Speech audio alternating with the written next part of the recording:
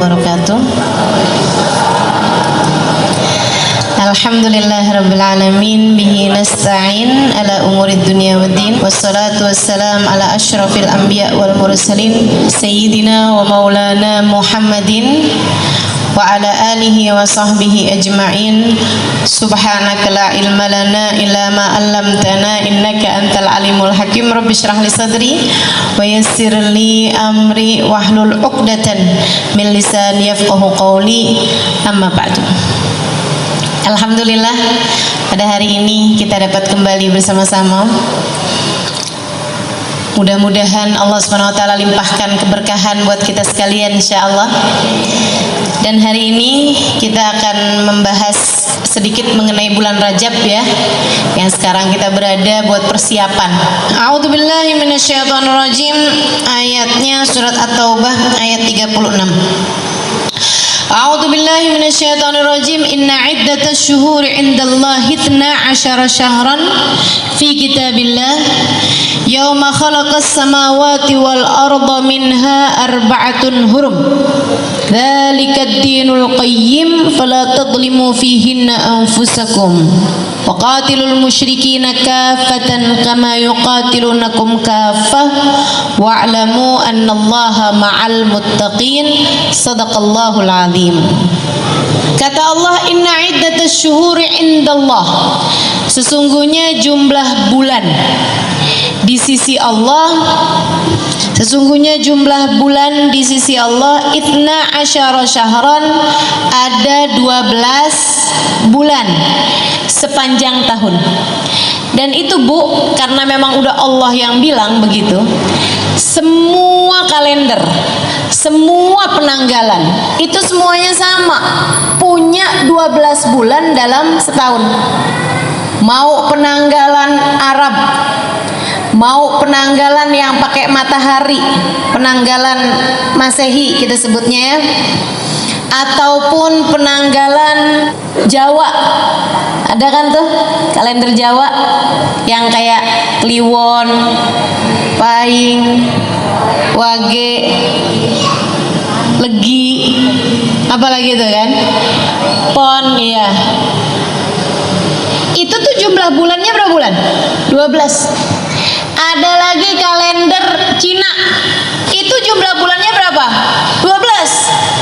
Ada kalender India, orang India juga punya kalender Bu. Itu ibu-ibu sekalian, orang India juga punya kalender gitu. Nah, kalendernya juga berapa bulan dalam setahun? Sama, 12. Karena memang Allah SWT atur kayak begitu.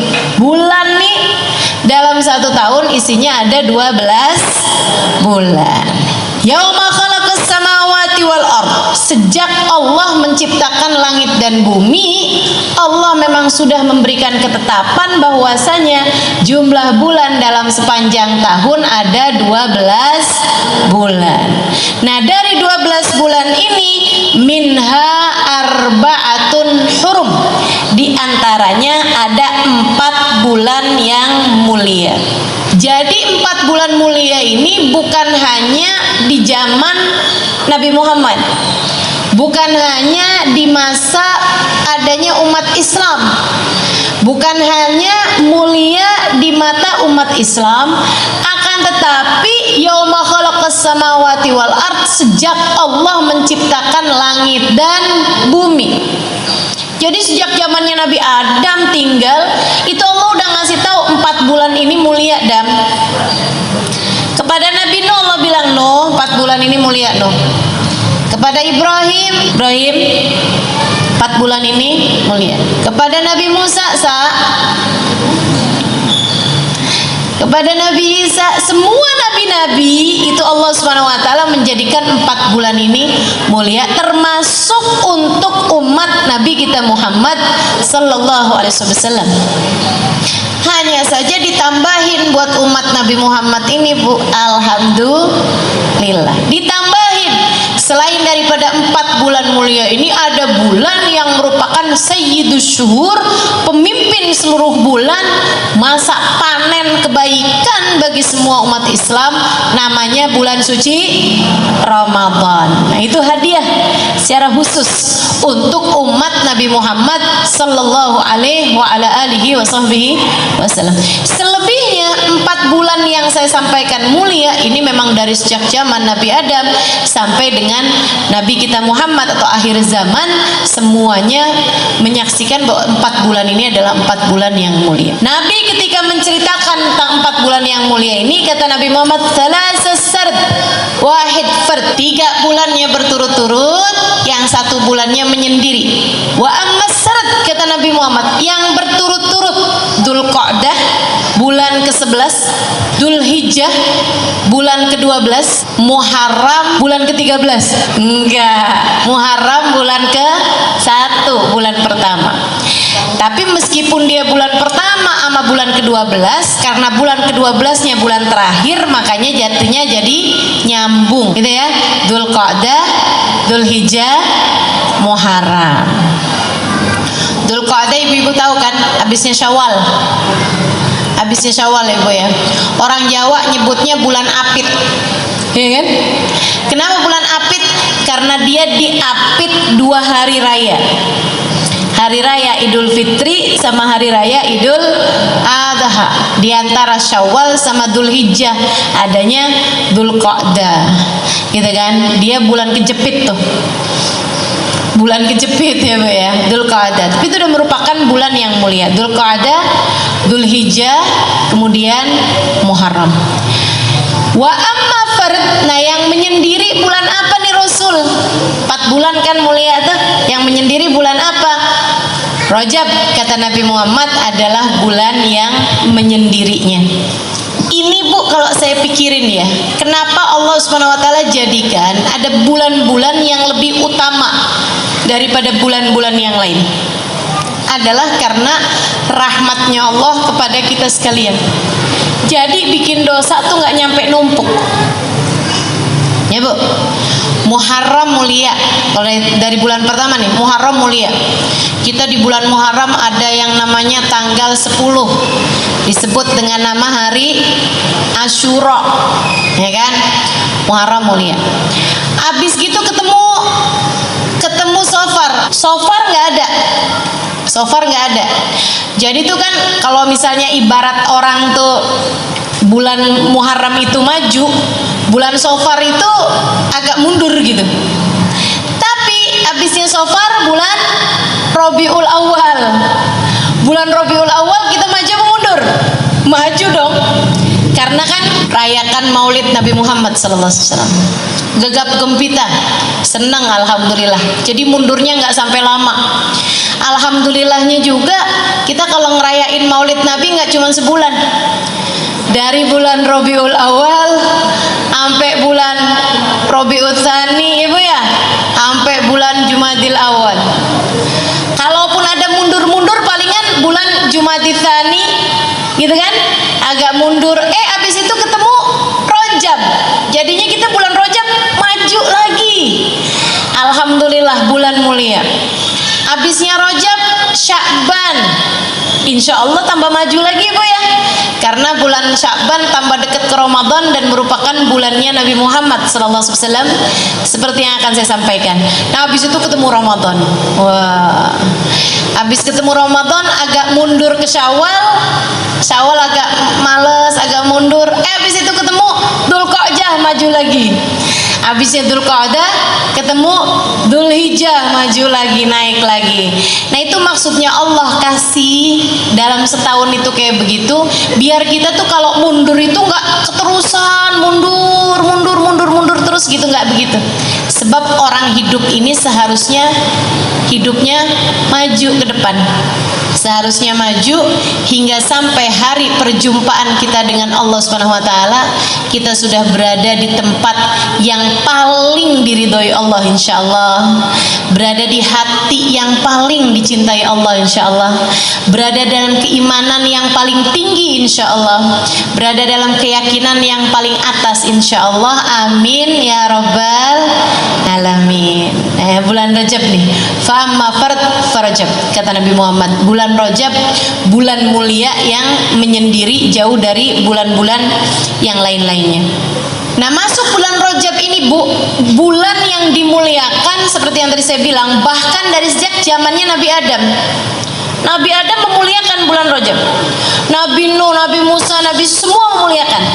Dan bahkan sampai dengan sebelum terutusnya Nabi Muhammad, itu orang-orang memuliakan bulan Rajab. Sampai kalau ada perang di mana-mana, itu begitu masuk bulan Rajab langsung berhenti. Nggak boleh perang. Orang pada takut kalau perang di bulan Rajab, kualat. Kalau jahatin orang, memicu peperangan, berbuat apa aja sama orang di bulan Rajab tuh hukumannya itu berlipat-lipat ganda, karena bulan Rajab adalah merupakan bulan mulia. Semua orang tahu itu. Dari sebelum terutusnya Nabi Muhammad SAW, mereka sampai menamakan bulan Rajab dengan nama Syahrul Rajabil Asam. Bulan Rajab adalah bulan yang tuli. Kenapa tuli? Karena nggak kedengeran suara genderang perang. Kenapa tuli? Karena bulan Rajab nggak kedengeran suara orang berantem. Bulan Rajab nggak kedengeran suara orang bertengkar. Jadi orang lagi musuh-musuhan sekalipun gitu ya, begitu masuk bulan Rajab, kita mau labrak nih, oh jangan, besok Rajab. Nggak bisa main labrak, karena mereka takut kalau udah ngapa-ngapain di bulan Rajab itu jatuhnya nggak akan berhasil. Gitu. Jadi sampai disebut terus Syahrul Rajabil Asam, bulan Rajab yang asam, yang tuli dari suara genderang perang. Ketika Nabi Muhammad diutuskan, Nabi Muhammad ngasih tahu bahwasanya bulan Rajab ini bukan asam, diganti sama Nabi Muhammad jadi Syahrul Rajabil Asam. Bulan Rajab adalah bulan yang dituangkan hujan rahmat dari Allah Subhanahu wa taala. Asab, pemberian Allah, ampunan Allah itu, Bu, dibanjiri pada bulan Rajab. Bulan yang sekarang kita sedang berada ini, ibu-ibu berasa nggak sih tahun-tahun belakangan ini kayaknya hari-hari itu jadi kayak hantu, Bu, jalannya cepet banget, betul nggak sih? Kayak berkahnya waktu tuh mulai agak berkurang ya, Bu ya.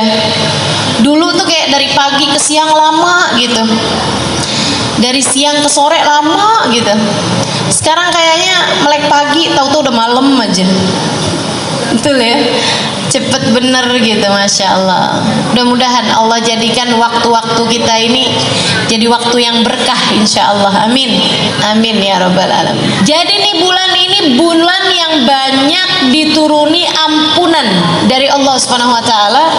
Para ulama menyebut 3 bulan Rajab, Sya'ban, Ramadan sebagai musimul khair, musim kebaikan. Kayak orang nanam tuh, Bu, tuh bulan Rajab nih musimnya padi gitu. Bulan Rajab, Sya'ban, Ramadan.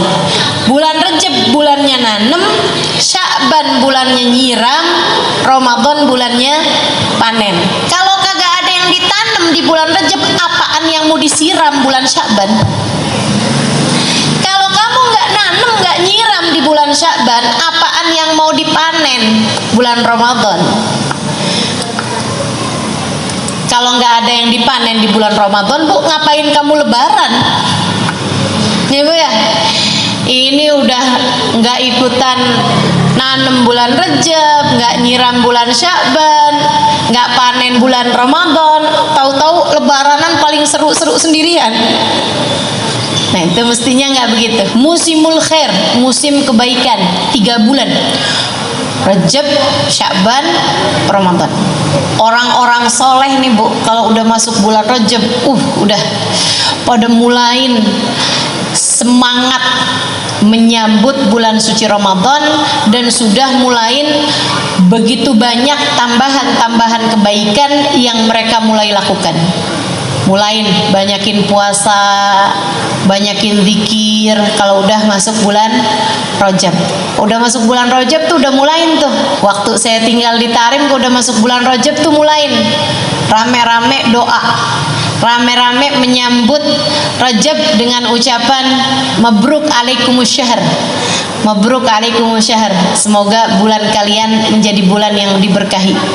Jadi kalau ketemu sama orang mabruk alaikumus syahr gitu, pada saling mengucapkan ucapan selamat pada bulan Rajab. Karena mereka jadi kayak yang wah udah mulai masuk nih musim-musim kebaikannya. Mudah-mudahan kita nggak terhalang dari musim kebaikan untuk periode tahun ini, insya Allah ya, untuk periode tahun ini. Dan memang subhanallah Bu, Rajabnya bagus, kemudian ditambah Sya'bannya bagus, Ramadannya lebih bagus lagi. Coba perhatiin. Tapi kalau udah Rajabnya nggak ada rasanya, kemudian tambah Sya'bannya tambah nggak ada rasanya lagi, masuk Ramadan kayak rada-rada males gitu, ibadahnya jadi agak berat. Itu kayak orang yang belum waktunya panen tapi maksa dipanen, akhirnya pada gagal panen ya Bu ya, pada gagal mau panen kalau nggak dikerjain pada bulan dari sejak bulan Rajabnya. Ini cobain deh ibu-ibu, cobain bulan Rajabnya mulai nambahin dari kebiasaan yang ibu nggak lakukan di bulan-bulan yang lain, rasanya beda nantinya. Rasa apanya? Rasa Ramadannya. Rajab nih, tambahin kebaikan-kebaikan yang tidak biasa ibu lakukan di bulan-bulan yang lain. Apa aja? Puasanya, zikirnya, sedekahnya gitu, tambahin di bulan Rajab. Terus jangan ditinggal di bulan Sya'ban, malah ditambahin dengan sholawatnya di bulan Sya'ban. Itu masuk Ramadan, puasanya ringan, tarawehnya enak, baca Qur'annya banyak, ibadah malamnya nikmat gitu. Kalau Rajabmu bagus, Sya'banmu bagus, Ramadannya akan berasa berbeda daripada Ramadan yang sebelumnya. Dan Bu, ini masih lagi musim pandemi, kita nggak pernah tahu umur kita sampai berapa. Sebenarnya sih nggak musim pandemi juga kita emang nggak pernah tahu umur kita berapa ya Bu ya. Cuman lagi pandemi ini suka berasa banget gitu kalau orang tuh memang nggak pernah tahu umur orang. Ya Bu, sesak sedikit mati. Apalagi yang kemarinan tuh, kita dengar si ini meninggal ya Allah, ya Allah. Mudah-mudahan masa-masa berat itu udah berlalu. Yang sisa sekarang mudah-mudahan yang ringan-ringan aja insya Allah. Amin.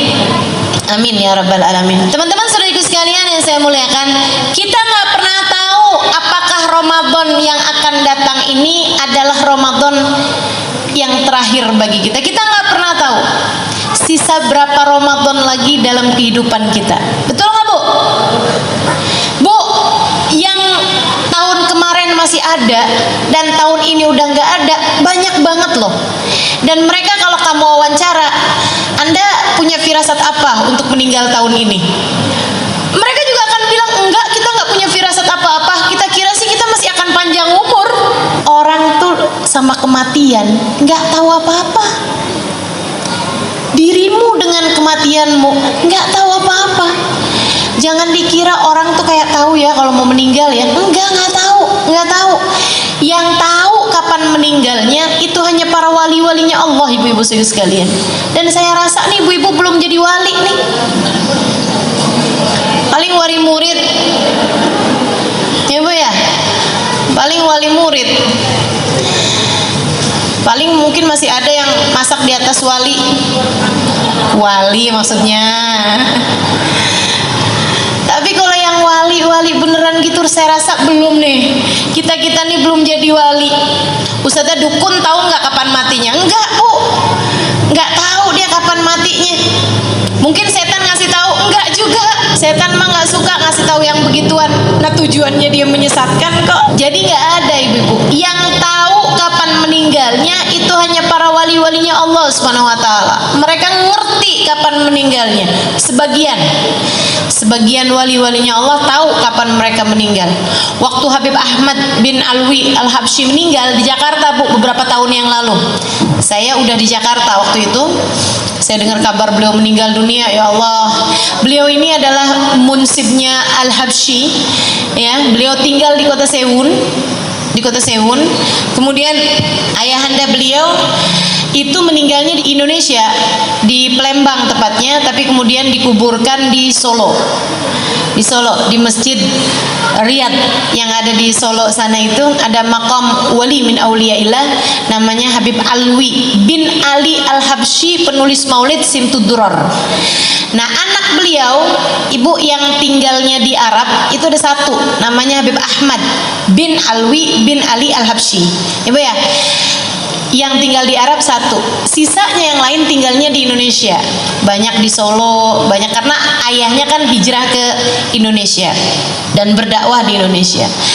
Nah, ini anaknya nih Bu nih nggak pernah ketemu ayahnya. Jadi anaknya dari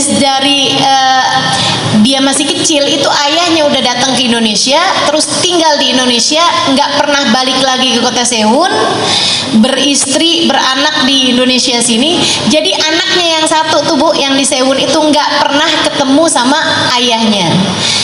Zaman itu kan Bu kalau mau dari Sewun, Ibu tahu Sewun di mana?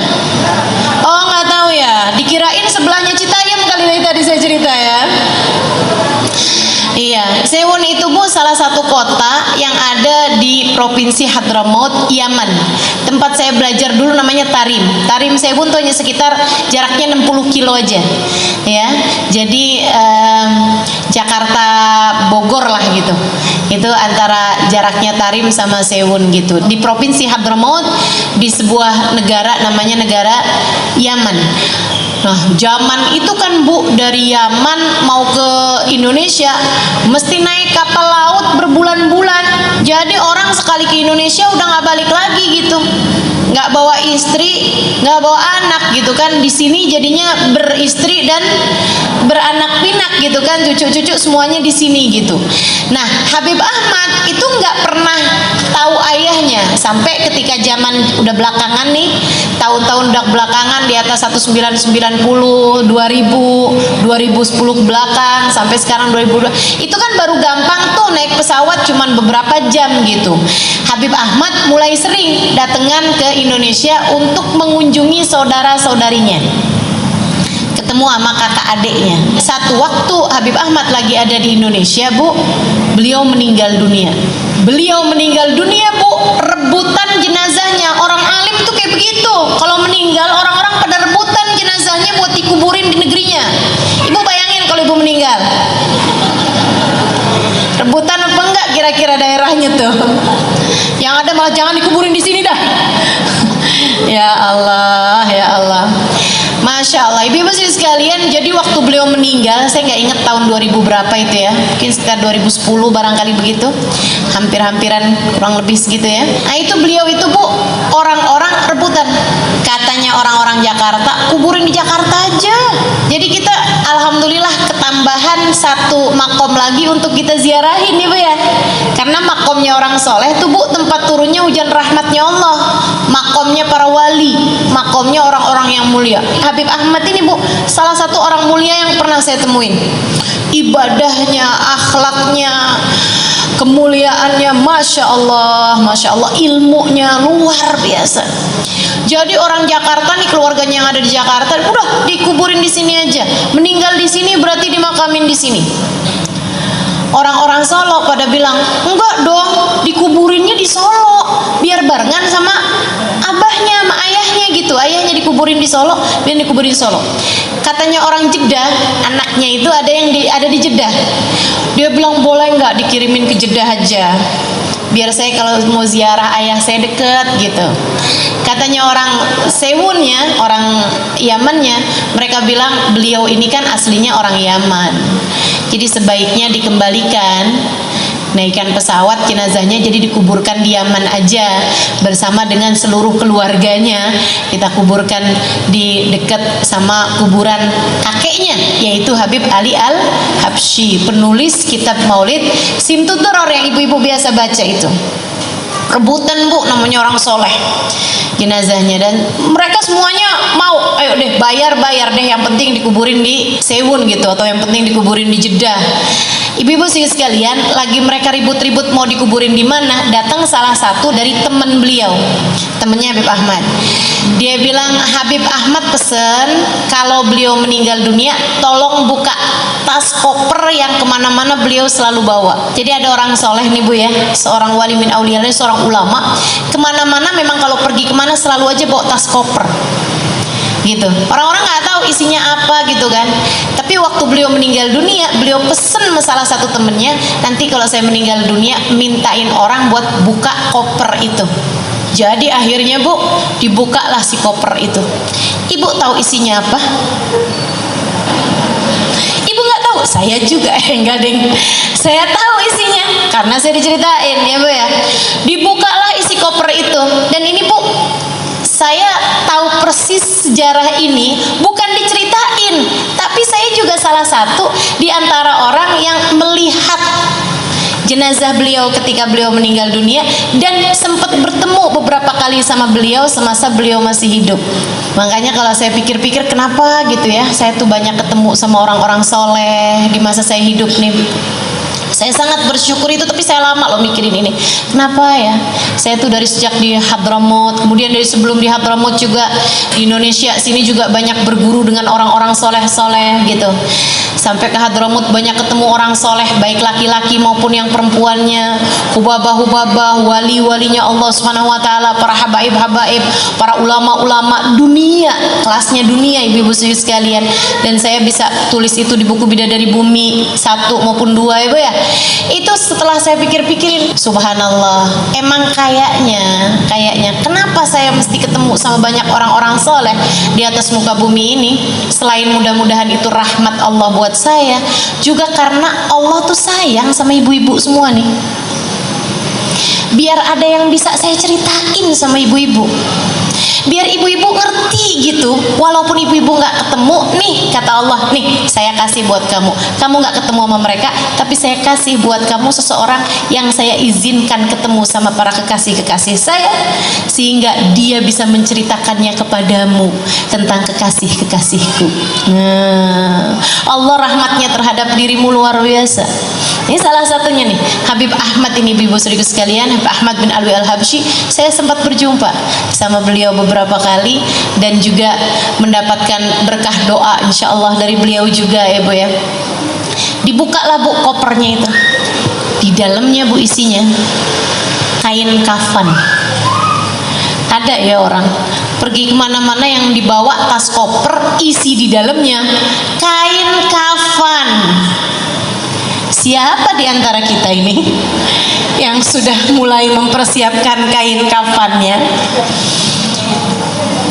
Jadi yang dibawa dalam koper bukan surat tanah Bu, bukan STNK mobil atau motor ibu-ibu saudariku sekalian, bukan surat kendaraan, bukannya paspor ataupun visa atau apa gitu. Isi di dalamnya ibu-ibu saudariku sekalian adalah kain kafan, lengkap dengan minyak wanginya, lengkap dengan sabun mandiin jenazahnya, semua udah dipersiapkan sama beliau. Kemudian ada suratnya, isi suratnya sesudah alhamdulillah wassalatu wassalam, surat itu adalah surat wasiat beliau ya Bu ya. Kemudian beliau bilang kayak begini, apabila saya meninggal dunia pada hari ini, jam ini, di Jakarta, itu disebutin sama beliau semuanya Bu, lengkap. Harinya tuh waktu itu saya nggak inget banget hari apa, tapi udah disebutin harinya di situ. Itu ditulis di situ Bu, di jam, di waktu, di hari yang persis sama dengan kemeninggalan beliau. Udah janjian rupanya sama malaikat Israel, para wali-walinya Allah tuh udah saling kontak rupanya sama malaikat Israel. Aneh kapan meninggal kasih bocoran apa kayak begitu, sampai persis Bu, waktunya, harinya, tanggalnya, di tempat di mana dijelaskan sama beliau di situ. Bisa pas banget kayak begitu. Ibu mau dokter profesional kayak gimana, nggak pernah tahu kapan dia mati, jam berapa, waktunya kapan. Betul apa enggak? Walinya Allah nih luar biasa. Kasihnya Allah emang di atas dokter, di atas profesor, di atas semuanya orang, Bu. Emang orang paling pinter ya para kekasih-kekasih Allah, sebab mereka adalah orang yang paling dekat dengan zat yang maha pandai, maha tahu segalanya, yaitu Allah subhanahu wa ta'ala. Kemudian beliau pesan, nanti tolong kuburkan saya di Solo, sebab saya ingin bersebelahan dengan ayah saya. Kuburkan saya di samping ayah saya, tapi agak mundurin sedikit, karena sebagai anak saya ingin berada di dekat ayah saya, di belakang ayah saya. Masya Allah. Sebab saya sewaktu hidup di dunia tidak pernah dekat dengan ayah saya. Saya ingin di dalam alam barzah saya bisa dekat dan bersama dengan ayah saya. Masya Allah. Ya udah deh, jenazahnya akhirnya dikirim, dibawa, dipesawatin, ya Bu ya, dinaikin sampai ke sana. Ini kalau orang-orang soleh tahu kapan mereka waktunya meninggal, paham, ngerti. Saya juga cerita tuh di buku Bidadari Bumi tentang Hubabah Khadijah yang tahu persis kapan beliau meninggal dunia. Sampai bilang sama orang yang ada di rumahnya, malam ini saya mau pergi kondangan, kata beliau. Nah buat kita-kita yang nggak tahu nih Bu, udah siap-siap aja, karena kan nggak tahu. Sementara kematiannya pasti datangnya. Apa yang bisa kita lakukan? Ya siap-siap, Ibu ya. Dan persiapan paling indah adalah pada musim-musim kebaikan yang sekarang sedang kita jelang ini, yang sekarang kita sedang mulai jalani ini, Ibu ya.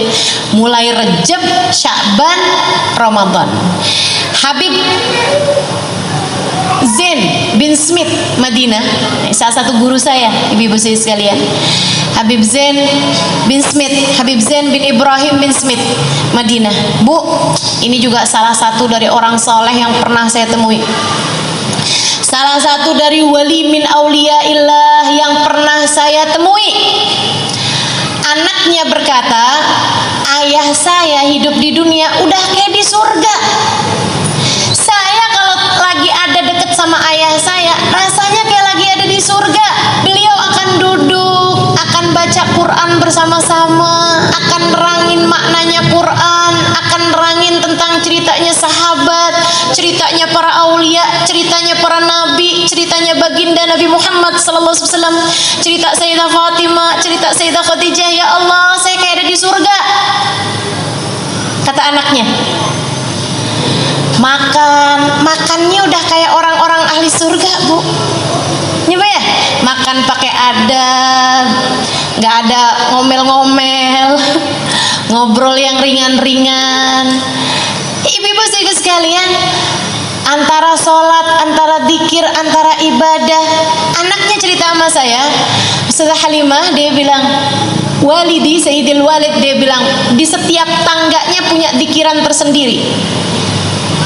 Ibu tahu, tiap turun tangga tuh Bu punya zikirannya sendiri gitu. Jam sekian sampai jam sekian zikirannya apa, itu masing-masing punya aturan. Hidupnya tuh udah kayak di surga. Dia bilang, saya kalau udah lagi sama ayah saya kayak ada di surga. Nanti kalau saya pulang ke rumah, rumahnya ada beberapa rumah gitu jaraknya dari situ, baru tuh anak saya bilang, mama kerannya mati mah, listriknya yang itu putus mah, nggak bisa nyala mah. Saya baru ingat, ya Allah, iya saya masih ada di dunia. Yang ruwet-ruwet ini kan urusan dunia, Bu. Betul? Betul nggak? Yang ruwet-ruwet ini adalah urusan dunia. Urusan akhirat mah nggak ada yang ruwet bikin adem. Betul apa enggak? Nih Ibu lagi ngaji, nih urusan dunia, urusan akhirat. Urusan akhirat makanya adem-adem tuh, sampai pada ngantuk gitu. Dari tenang, adem, enak, ya Bu ya. Sejenak kita lupakan soal yang ruwet-ruwet di luaran, urusan-urusan rumah. Aduh, enak benar. Diceritain tentang Habib Ahmad, diceritain tentang Habib Zain, nikmat luar biasa, ya Bu ya. Ibu-ibu sekalian, Habib Zain ini mengatakan tentang bulan Rajab, katanya Habib Zain, Rajab syahrut takhliyah, wa Sya'ban syahrut tahliyah. Rajab bulan berbersih, bulan bebersih. Sya'ban bulan berhias, dan Ramadan bulan bersanding. Beliau mengibaratkan kayak pengantin. Kamu nih kayak mau jadi calon pengantin. Mau jadi calon pengantin yang akan bersanding nantinya pada bulan Ramadan, sanding sama yang sangat kamu cintai, yaitu Allah Subhanahu wa ta'ala. Ibarat hubungan kamu sama Allah itu ada jadi pengantennya. Nah ini adalah musim-musimnya nih. Hubungan yang paling intim, ya Bu ya, antaramu sama Allah ini bisa terjalin pada musimul khair Rajab, Sya'ban, Ramadan. Rajab kayak pengantin nih. Kamu kalau 2 bulan lagi mau jadi pengantin, ini kamu akan diapain? Dibersihin. Dari mulai disepa, dilulurin, ditimung kata orang Jawa tuh. Ada tuh ditimung, apaan nggak tuh, nggak tahu saya. Pokoknya yang bangsa begitu-begitu tuh. Berapa hari sekali dilulurin, berapa hari sekali disepak, berapa hari sekali diwangi-wangiin, ya Bu ya. Itu biar bersih. Sampai katanya sih pengantin tuh kalau jalanin itunya bagus, sampai-sampai kalau pas jadi pengantin itu sampai dakinya aja baunya wangi. Saya nggak tahu deh tuh. Saya nggak tahu, tapi yang pasti biar nantinya itu jangan sampai bikin malu gitu. Nah, nanti bulan Sya'ban adalah bulan berhias. Cari baju yang bagus, cari make up yang bagus, gitu kan ya. Cari sepatunya, sendalnya yang cakep, semuanya dihias-hias. Nah tuh, nanti kalau bulan Ramadan bulannya bersanding. Kalau Rejab bebersihnya bagus, Sya'ban berhiasnya cakep, waktunya bersanding, ya Allah, pengantennya udah cakep, kan gitu ya, pengantennya wangi, ya Allah, pantas banget buat jadi pengantin yang diterima. Tapi kalau bulan Rejab nggak dipakai buat bebersih, sementara nih kita nih Bu nih, bukan hanya kotornya asal kotor nggak mandi, tapi kotornya udah kejebut got bolak-balik.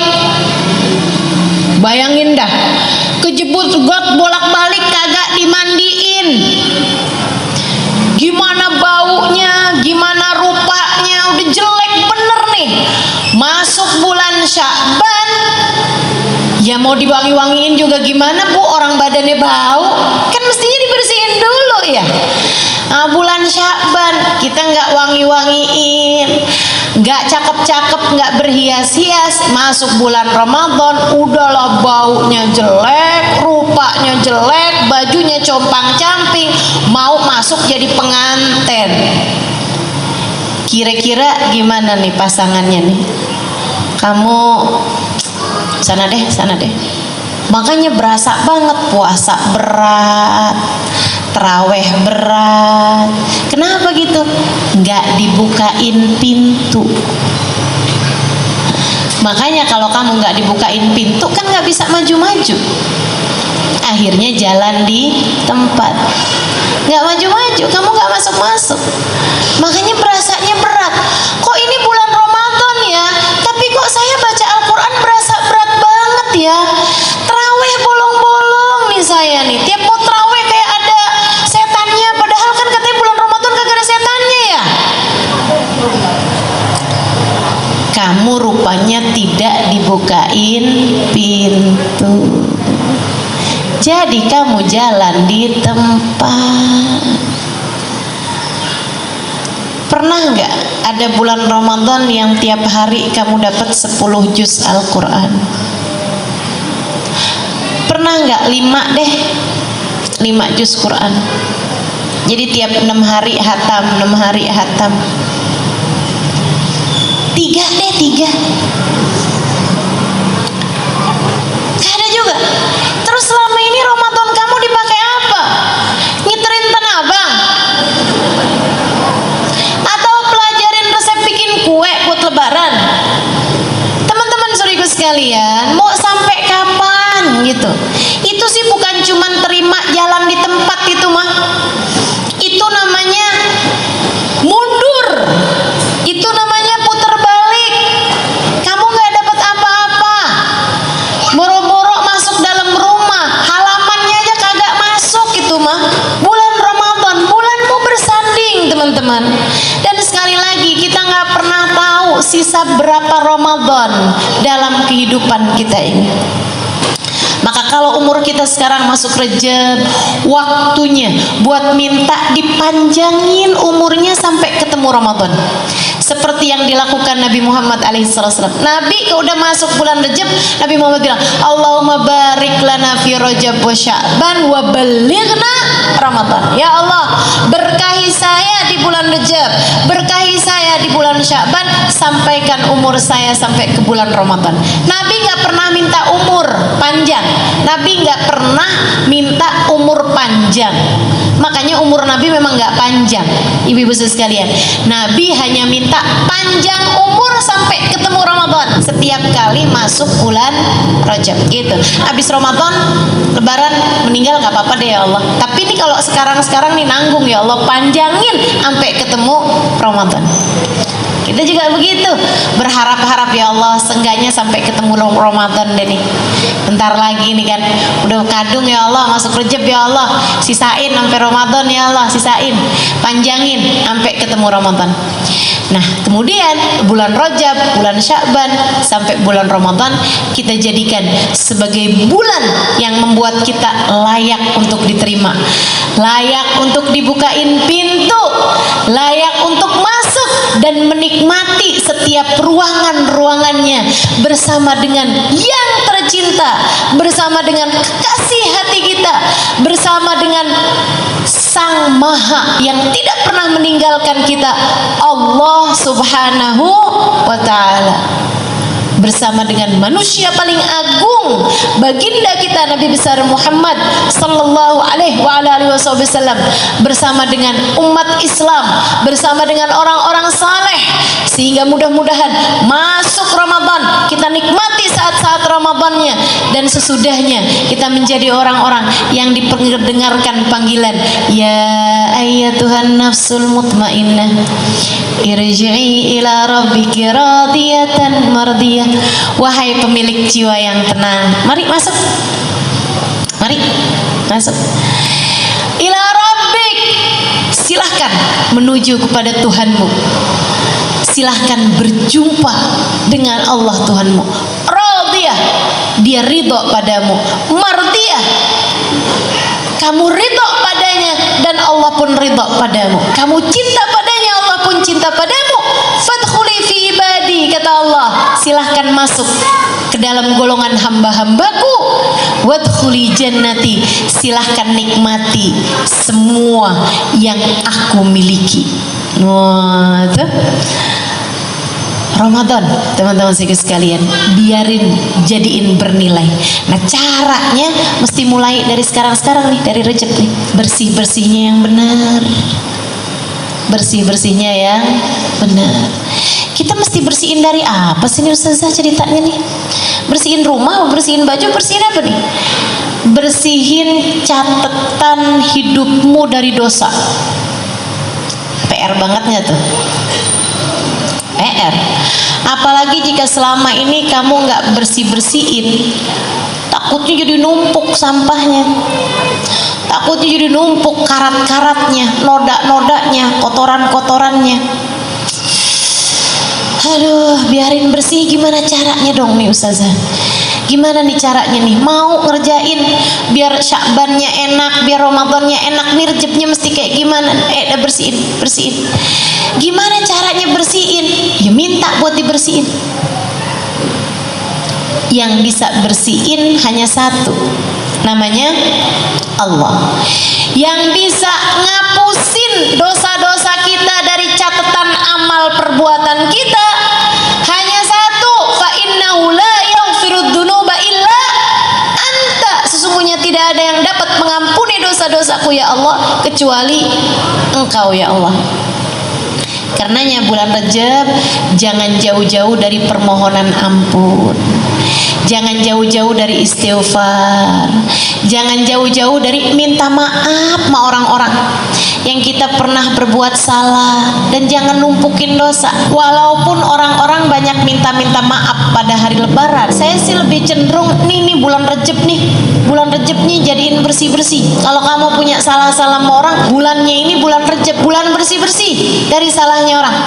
Jadi yang masih lagi beranteman, dah, buruan. Sebelum masuk tambah banyak Rejabnya, minta maaf satu sama lain. Ya Bu ya? Yang lagi masih ada nggak enak hati sama orang, udah buruan saling memaafkan satu sama lain. Saudara-saudari, kakak adik yang masih rebutan urusan warisan nggak kelar-kelar nih, nggak tahu berapa M nih warisannya nih, sampai bikin jadi beranteman saudara sama saudarinya. Ya Allah bu, serem bener. Jangan sampai itu menjadikan ampunan yang Allah turunkan pada bulan Rajab terhalang darimu. Yuk, yang punya hati perasaan benci gak enak sama siapapun, bulan Rajab bulanmu untuk berkata saya sudah memaafkan dia. Jangan ada yang disisain, satu orang aja jangan gini loh, ya Allah saya udah maafin salah semua orang ya Allah, kecuali dia tuh, yang itu nggak bisa saya ya Allah. Ya gimana enggak ya Allah, dia tuh rebut laki saya. Aduh, udah bu, udah nggak ada yang lebih berharga daripada Allah. Nggak ada yang lebih bermakna, bernilai bagimu lebih daripada ampunan Allah. Dan Allah akan mau menurunkan ampunannya kepadamu jika kamu juga memaafkan, mengampuni dosa semua orang, dan kamu juga minta maaf, minta ampun sama semua orang. Minta maaf sama orang dan juga maafin salahnya orang. Ya bu ya, man afa ufi. Siapa yang memaafkan salahnya orang, dia akan dimaafkan sama Allah. Coba periksa masing-masing, mumpung masih bulan Rejab nih, periksa masing-masing. Ada nggak orang yang kamu sampai sekarang masih mengingat dia dengan penuh kebencian? Ada nggak orang yang sampai sekarang kalau kelebat wajahnya datang dalam ingatanmu, kamu langsung merasa marah kepadanya dan kamu bilang, aduh ya ampun, saya nggak bisa maafin dia? Kalau ada, buruan nih, bulan Rajab yang seperti ini, maafin, sayangi dirimu, maafin salahnya orang. Kenapa gitu? Nih bu, saya kasih tahu, ampunan Allah tuh bu kalau mau turun kealangan sama kamu yang nggak bisa maafin salahnya orang, itu hanya akan bergantung antara langit dan bumi. Nabi yang ceritain. Ampunan dari Allah atau bahkan hadiah-hadiah dari Allah, rahmatnya Allah, kalau mau turun pada diri seseorang, itu ibu ya, kamu berbuat kebaikan, kamu hadir di majelis, kan turun rahmat nih, turun rahmat. Tapi kalau hati kamu masih menyimpan dendam kepada satu, nggak usah banyak-banyak, satu orang aja, dendam, pokoknya bener-bener kamu nggak bisa maafin dia gitu, itu ibu sekalian gantung. Yang lain-lain nih kejatuhan nih, kamu gantung di langit-langit, nggak bisa turun. Apa kata Allah?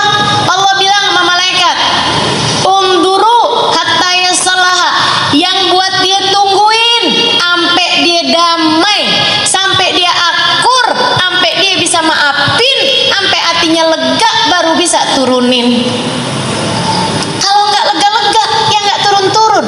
Makanya kalau ibu-ibu nih, misalnya gitu ya, ibu rajin berbuat kebaikan, betul, tapi ibu punya satu dendam yang ibu nggak pernah bisa maafin, itu bu, yang lagi delay nih pemberiannya Allah, numpuk di atas. Sampai ketika kamu bilang, ya Allah, saya sudah memaafkan dia ya Allah, jatuh banyak banget ke ibu-ibu. Jangan biarkan pemberian Allah delay, tertunda dari atasmu itu. biarkan ia membanjiri dirimu, biarkan ia datang dalam hidupmu. Ngapain kamu kebencianmu kepada seseorang menghalangkanmu dari hadiah-hadiah Allah berikan padamu? Enggak segitunya berharga tuh orang sampai bisa menghalangkan kebaikan bagi dirimu. Kalau kamu menganggap orang itu enggak berharga, ya udah maafin. Betul apa enggak? Sehingga semua pemberiannya Allah datang kepadamu. Sayang, udah lupain. Apa sih yang orang kerjain sama kamu sampai kamu nggak bisa maafin? Bu, ingat, semua yang terjadi juga dengan izin Allah. Gak ada orang bisa jahatin kita kecuali dengan izin Allah. Semuanya Allah yang nentuin, Bu. Dan Allah ketika menentukan sesuatu untukmu, meski sepahit apapun pasti ada kebaikan dalam dirimu. Allah ketika menentukan hal paling pahit sekalipun dalam hidupmu, pasti karena ada kebaikan dalam hidupmu itu. Maksudnya pada yang pahit itu pasti ada kebaikannya. Kamu dimusuhin orang, kamu difitnah orang, kamu ditipu orang, kamu ngerasa anak kamu dicelakain orang, gitu ya. Suami kamu diinin orang, kamu disihir orang, sampai kamu jadi sakit-sakitan, sampai kamu jadi andai kayak gitu sekalipun, nggak ada yang bisa terjadi kecuali dengan izin Allah. Nah, Allah kenapa kasih saya barang pahit kayak begini? Semacam dokter ketika ngasih pil, ada nggak pil yang rasanya enak? Hobi minum obat, ada nggak di sini yang kayak gitu? Nggak ada. Pil tuh semua pahit. Semua jenis pengobatan rasanya nggak enak. Apa yang enak? Pengobatan tuh apaan? Kalau nggak di kalau nggak minum pil pahit, kalau nggak disuntik, enak apa nggak disuntik? Ada nggak orang sini yang hobinya disuntik? Nggak ada pasti. Apalagi pengobatan, dioperasi, ya Allah, enak? Sakit, nggak enak. Apalagi kalau penyakitnya berat, diapain nih obatnya? Di kemo. Ibu tahu di kemo itu diapain? Dimasukin obat yang membuat badanmu itu panasnya, jadi sel-selnya itu dipanaskan hingga dapat membunuh semua sel-sel yang ada dalam tubuh. Itu di kemo. Enak. Banyak orang meninggal dunia saat sakit kanker itu ya Bu ya, bukan karena sakitnya Bu, tapi karena sakitnya kemoterapi yang mereka jalanin. Ibu-ibu sekalian, sakit tuh pengobatannya nggak ada yang enak. Demikian pula dengan hal-hal pahit yang datang dalam kehidupan kita, itu adalah cara Allah sebagai dokter yang paling profesional untuk bisa mengobati penyakit-penyakit kita sekalian. Nggak apa-apa. Pil pahit itu Bu udah terlanjur nyampe di tenggorokan, dikeluarin pahit, ditelen pahit, mendingan ditelen.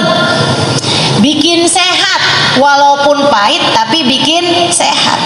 Nih kalau ibu-ibu dijahatin orang, ibu nggak mau maafin orang itu, tuh kayak ibu makan pil pahit, udah nyampe di tenggorokan, ibu keluarin, udahlah pahit, ibu nggak sehat pula.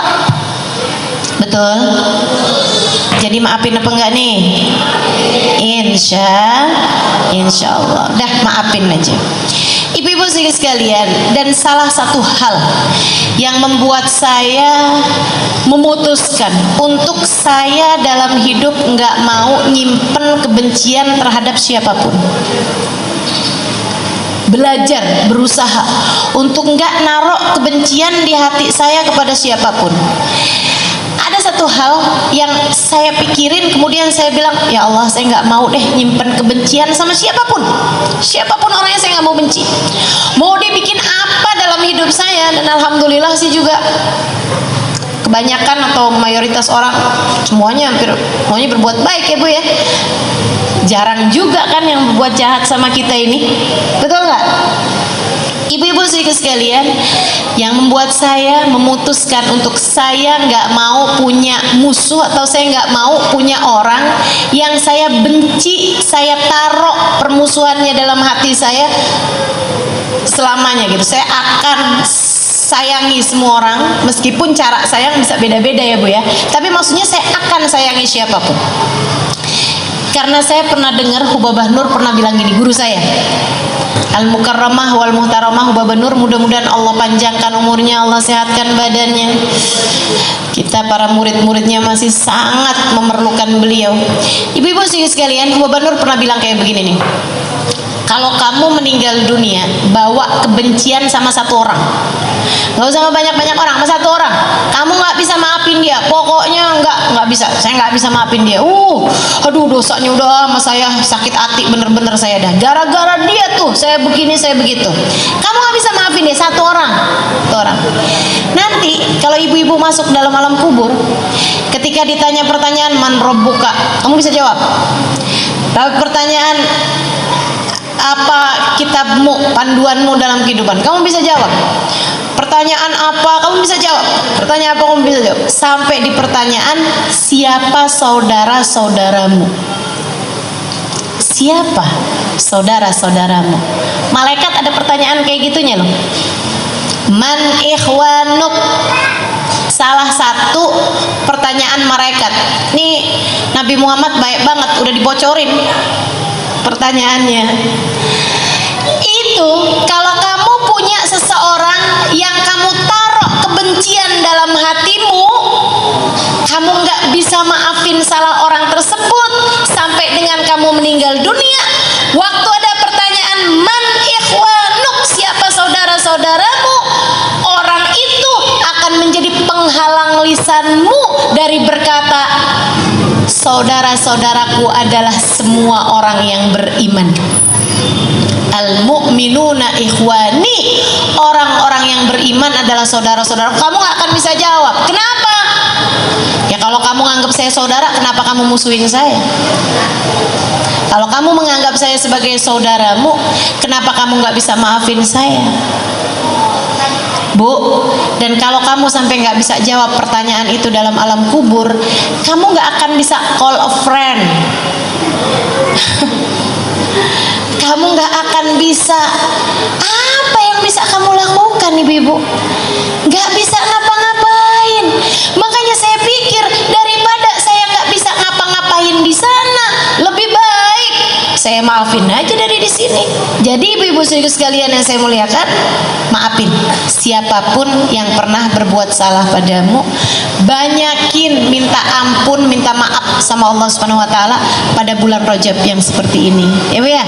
Selain daripada banyakin puasa sunnah, banyakin zikiran-zikiran, banyakin istighfar, minta maaf sama Allah Subhanahu wa taala, minta ampun sama Allah, ibu juga banyak minta maaf sama orang-orang di sekeliling. Kemudian ibu-ibu sekalian, habis sholat subuh sama habis sholat maghrib, habisnya salam dari sholat, langsung baca Allahumma ufirli warhamni wa tub alayya sebanyak 70 kali insya Allah. Nah kalau kita jalanin nih dengan baik bulan Rajabnya, masuk bulan Sya'ban kita tambahin dengan sholawat kepada Nabi Muhammad, hubungan kita baik, insya Allah masuk bulan Ramadan kita dalam keadaan siap bersanding dengan Allah Subhanahu wa ta'ala insya Allah. Rabbana zalamna anfusana wa illam taghfir lana wa tarhamna lanakunanna minal khasirin.